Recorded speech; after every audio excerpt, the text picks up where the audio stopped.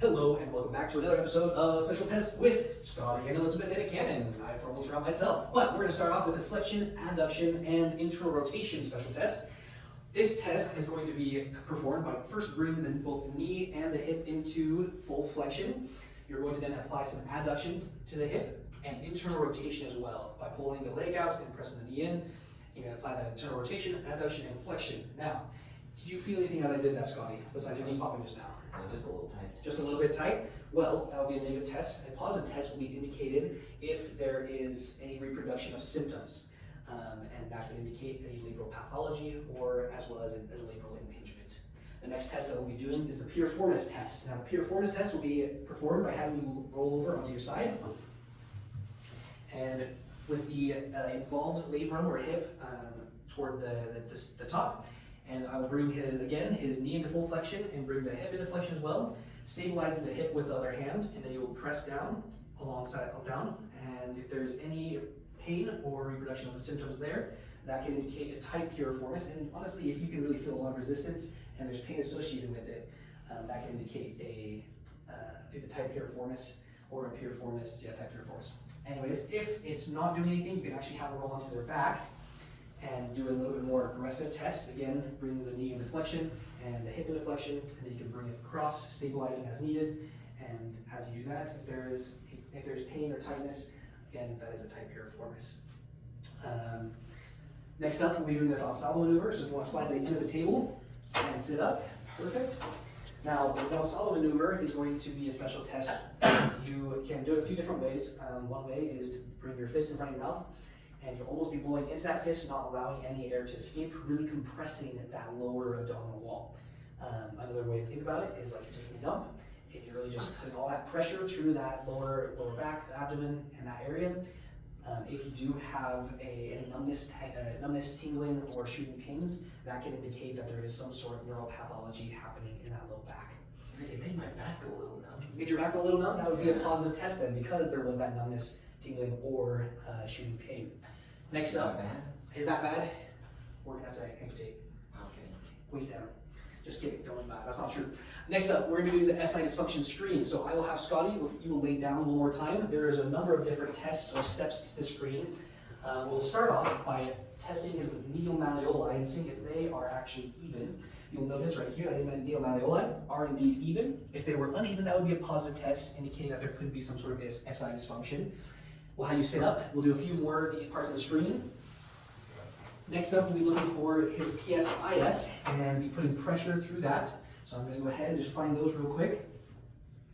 There is one right here and two right here. So here's his PSIS. Now, Scotty, if you will just lift your right leg, you'll notice that the thumb just slightly moves down. Go ahead and drop it. The thumb slightly moves down, and that is actually what you're looking for. Go ahead and do the left leg as well. Again, the thumb slightly down, bring down. And if, however, one of the thumbs were to rotate upwards, that would indicate that there is this SI dysfunction, a possible SI dysfunction. Another way that you can do it, another part of the test, is go ahead and bend forward, Scotty. Perfect. And you will notice that my thumbs moved. Go ahead and bring it back up. You'll notice that the thumbs were moving in sync and they weren't doing anything funky like moving outwards, or one was going faster than the other, one was going later than the other. Any kind of thing like that could indicate, again, a possible SI dysfunction. The last two parts of this screening, if you'll go ahead and stand up, Scotty, we're going to be testing both anterior posteriorly the levels of the ASIS and PSIS, as well as laterally both of those structures. So I'm going to first go ahead and find the ASIS. So right there, he's got a nice ASIS. I'm going to be looking for them being even. They are even, so that's a negative test. Positive would again be if they are just uneven, unlevel. We're going to do the same thing for the PSIS. So I'll be finding those guys again. Right, there's one, two. Again, those are even and level, so nothing to worry about there. I'm going to come first with the left side and find that ASIS, and then the PSIS, and you'll notice that those also are even. Go ahead and rotate 180. And we'll do it one more time, finding the ASIS here, and then the PSIS over here. Right there. Again, they're even. So Scotty is doing really well. He has no SI dysfunction. Those are the number of different special tests and places to screen. Our next test, however, is going to be the lateral rib compression test. This will be done to hopefully help us know if there is an anterior or posterior rib fracture. So this test will be performed by just simply compressing laterally the ribs, pressing in. Scotty, where is the pain that you've been feeling? Pain's like right here. It's been kind of on the anterior side over there. Uh-huh. Okay, so again, like other compression tests that we performed, we'll start away from the indicated pathology or point tenderness. So I'll start above here, making sure, Scotty, you're okay me touching you? Okay, perfect. He's laughing because I asked him that like 20 times last time we did this test. But I'm going to start away from the pathology and I'm going to press the ribs. Oh, it's kind of. That kind of hurts? Yeah. Where did it hurt? It's very Right about there. Yeah. All right, since he has indicated point tenderness on that, there's no need to go closer. However, if you didn't feel it, you can come further down. And as you get closer and closer, again, if there is that point tenderness and a sharp pain, that would indicate a positive test and a possible fracture in the anterior or posterior ribs. Our last test that we'll be doing is going to be the lateral or the shoulder depression test.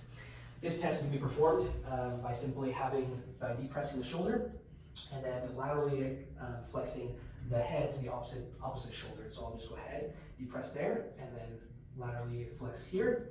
And if there is any kind of neural or reproduction symptoms, specifically neural symptoms, that would indicate a positive test because we are looking for brachial plexus traction injury. And so any shooting, numbness, tingling, or just that shooting pain is what we're looking for there. No, I felt fine. You feel fine? No reproduction of symptoms? In that case, you're looking good. I guess we just have to amputate the hip. And then we're chilling. And maybe put a Can I keep the brace or legs up? something. Yeah, we'll just take out the hips. Oh, okay. Okay, Good perfect. to know. Thank you so much. Have a great day, Dr. Slaughter. Hi, I'm Elizabeth. I will be doing some special tests for the hip and spine. The first test that I'll be doing is the hip scour test. And this test is used if there is suspected hip labral pathology or impingement. So I'll have the patient bring their involved leg into hip flexion, and then we'll move through 2 or 3 arcs of abduction and adduction. And if there's any recreation of symptoms, that will be a positive test. Ouch. Did you have any recreation of symptoms? while you Yeah, were there's almost like a sharp something in my hip. Okay, so since there was a recreation of symptoms, that would indicate a positive test, and a positive, he probably has a hip labral pathology. The next test that I'll be doing is the femoral nerve traction test, and this test is used to assess femoral nerve pathologies. So I'll have you flip over onto your side facing this way, and then the involved leg will be on top, and we'll bring their knee into flexion, we'll stabilize their hip, and bring it back into hip extension. And this one we're looking for a reproduction of nerve symptoms, so if there's any numbness, tingling, or shooting pain. Do you have any reproduction of symptoms while I do this? Nah, we chilling. Okay, so that would be a negative test. If he had numbness, tingling, or shooting pain down his leg, that would be a positive test. The next test that I'll be doing is the SI compression test, and this one is used if there's a suspected SI sprain or dysfunction. And so for this one, I'll be applying pressure on the hips over the ASIS. What do you feel when I do this? Nothing. Okay, that would be a negative test. A positive test would be if there's pain when I apply compression. All right, the next test that I'll be doing is the Stork standing test. So I'll have you stand up. Okay, and then I'll be standing behind you. And this test is used for suspected spondylolysis. So I'll have you stand and balance on one leg and then lean slightly backwards. Okay. Okay.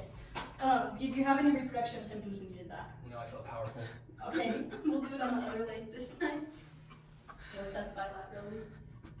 Awesome. Okay, did you have any reproduction of symptoms when you did that? No, ma'am. Okay, that would be a negative test. A positive test would be a reproduction of symptoms of pain associated with spondylolysis. Okay, then the next test that I'll be doing is the anterior posterior rib compression test. So I'll have you sit on the table. This test is used to assess for a lateral rib fracture. And so I will be applying pressure anterior and posteriorly. And like the other compression tests we've done for fractures, we will start away from the fracture site and move closer. So, I have pain here, like way down here. okay, so we'll start away, we'll start up here. Okay. And I'll apply compression. Do you feel any pain when I do that? Nope. Okay, and we'll move slightly lower. Any pain when I do that? Chilling. Okay. And then we'll go slightly below. Any pain when I do that? Nope. Okay. since there was no pain when I did the compression test, that's a negative test. A positive test would be if there was pain, and that would indicate a lateral rib fracture. So the last test that I'll be doing is called the Adson's test, and this test is used to test for brachial plexus compression. So what we'll do is we'll find the radial pulse, and then we'll have them move their shoulder into abduction, their forearm into supination, and then into shoulder extension. And then we'll have them look towards this arm, and then hold your breath. Okay, you can go ahead and breathe. Did you feel any numbness? No, not really numbness. Okay. No. Okay, so a positive test for the Adson's test would be if the patient experienced numbness or if their pulse diminished when they were in that position, when they were holding their breath. And so since he didn't have any numbness and his pulse didn't diminish, that would be a negative test. I'm good. Hi, today is October 30th, and I'm Scotty Busher, and I'll be doing some special tests for the hip and spine. And first, I'll be doing the flexion adduction axial compression test. So if I have you lay back down at the table, and I'm going to be lifting your leg up, and please relax. And for here, I'm going to first be bringing the hip into flexion, and then I'm going to be doing some axial compression, and then some adduction. Do you feel anything there? Sweet. And that's a negative test. A positive test would be if there's any regression of system or pain, and that would mean that there's a possible labral pathology for this one. And the next test we're doing is the Kendall test.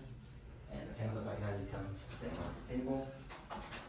And for this, you can bring your hip into your uninvolved leg into hip flexion, and hold that tight towards your chest. And if you can try to keep your leg on the edge of the table, and then the lay back. Let your other leg just rest, hang down.